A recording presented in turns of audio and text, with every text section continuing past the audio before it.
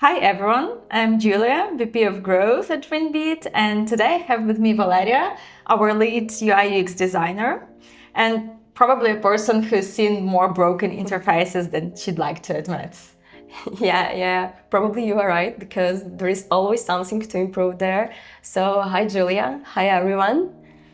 Today we're going to talk about UX audit, a critical step to making sure your software isn't just working, but actually is easy and, most important, enjoyable for the end users. We've been doing UX audits for our clients and we've seen great impact on their business. So if your software is user-facing, client-facing, just don't skip this video. Valeria, let us all put into the same page. Can you explain in just in few words, what is UX audit about actually? Yeah. I would say that this is like your regular health check, like regular health check of your product, just to find like different hidden issues where your users can get confused or feel frustrated. So actually, I review products against different UX principles to spot these areas. Mm-hmm. Is it mostly about visuals then? No, I can't say like that because, UX first. So I check overall structure, navigation, and like basically everything what is related to UX. And this is the way how I do that. Mm-hmm.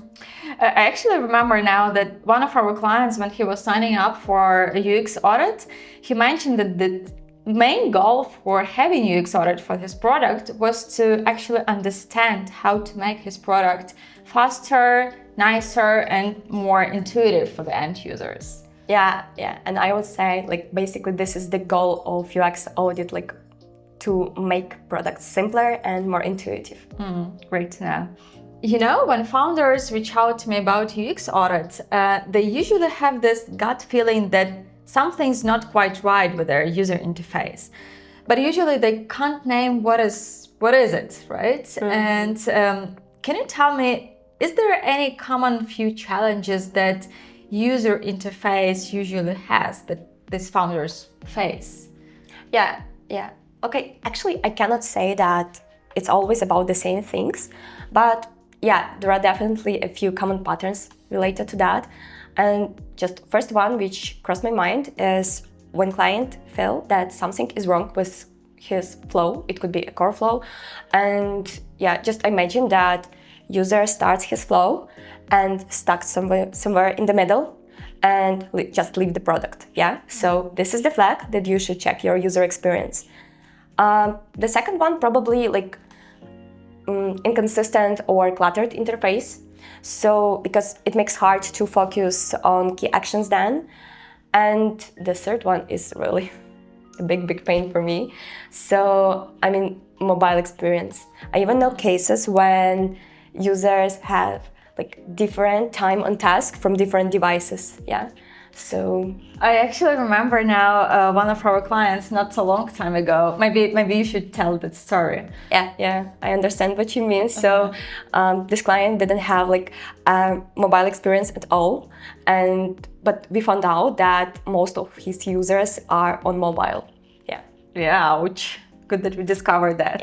Can you walk us through it? What is actually UX process? What are your first steps? I usually not even usually. I always start from the intro call with stakeholders, with key decision makers, just to understand the project goals, to understand the target audience, and also it's like very valuable to know the main user scenarios. Absolutely. Step one, always listen to your client first. Yeah. And then I continue to be like a real user. So I sign up, I complete flows. I try to do that in different ways. I also love to see how competitors do that. And basically I estimate it through different UX principles, accessibility guidelines, and so on, just to highlight these issues which I found.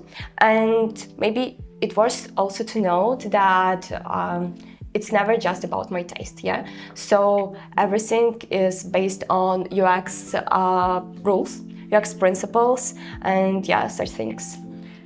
Okay, but what if you see something that for you it just feels wrong, but it's not in the UX rulebook, let's say?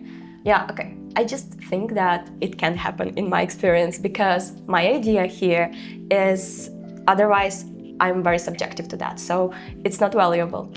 So it's really not about personal taste, right? Yeah, but yeah. more about justified recommendation. Yeah, exactly. So let's imagine you did UX audit for my software. What are actually the outcomes I get from you?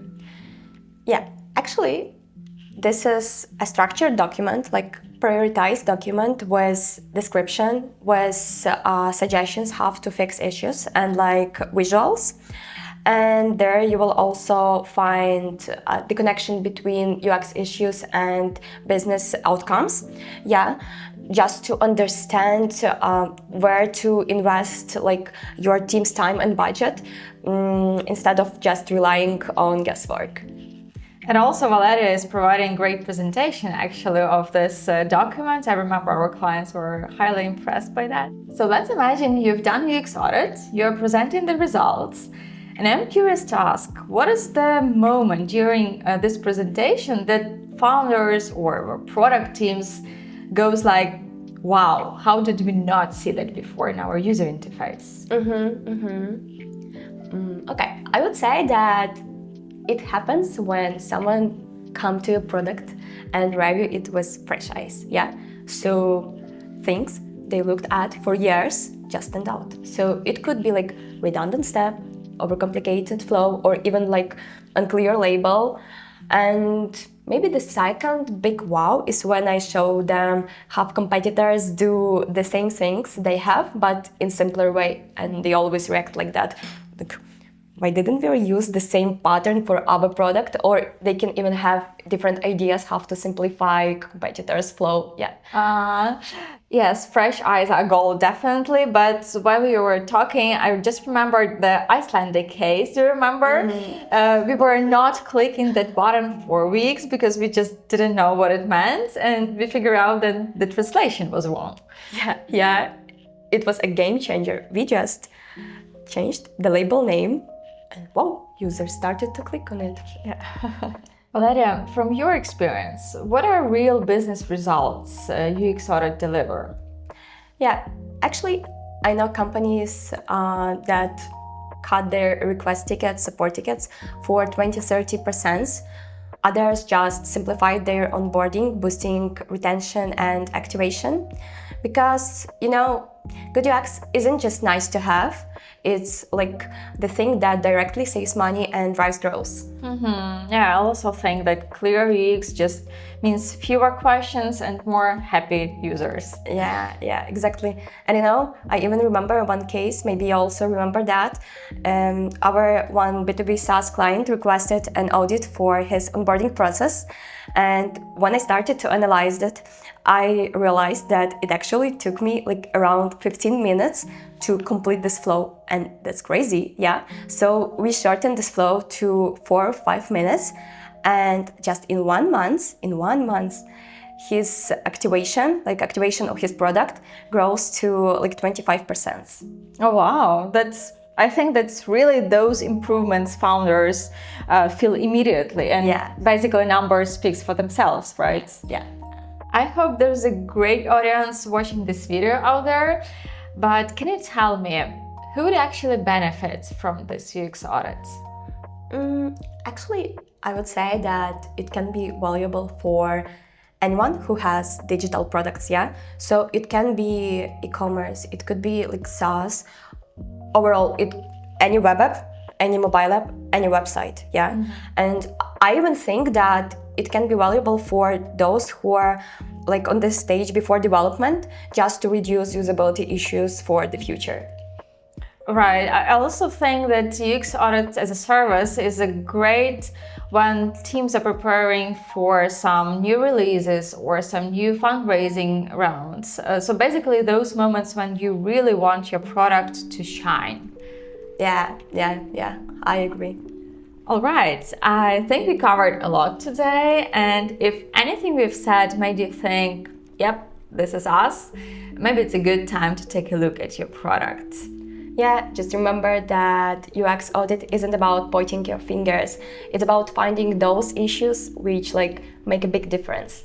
Exactly. Thank you for your insights and thank you for staying with us. Just reach out to me if you'd like to talk in detail about UX audit for your products. Thank you everyone. Have a good day. Bye.